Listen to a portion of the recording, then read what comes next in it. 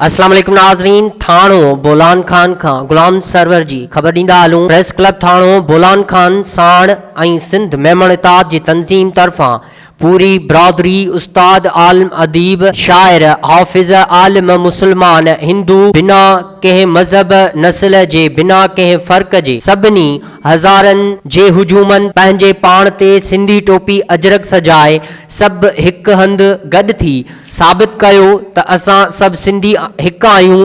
मेमण जीअं त अॼोको ॾिहाड़ो 6 डिसंबर आहे, तव्हां ॾिसी सघो था दोस्तनि जे चेहरनि ते ख़ुशी वखिड़ियल आहे। इहो करे थो त असां सिंधी सभु हिकु आहियूं, सिंध हिकु रहंदासीं, सिंध असांजी जान आहे, सिंध त असांजो साह सिर कुर्बान आहे।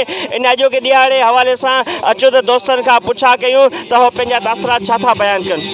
ॾिहाड़ो ॾेखारींदा चाहियूं त हीअ असांजो एतिसाद न बल्कि अव्हांजे लाइ वॾा वॾा हथियार आहिनि।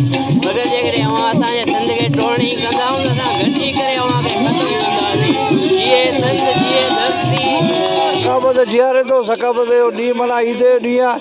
असीं तमामु माना ख़ुशी सां पंहिंजो वजन वजायूं पिया त सिंधी माना ॾिहाड़ो भरपूर नमूने सां मल्हाईंदासीं। प्यार आहे सिंध सिंध मुंहिंजी जान आहे।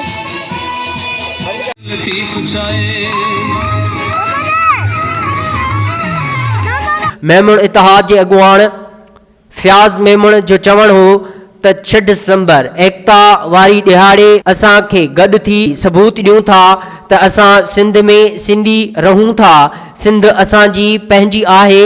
सिंध जो कब्ज़ो कंदड़नि खे टुकड़ा टुकड़ा कयो वेंदो।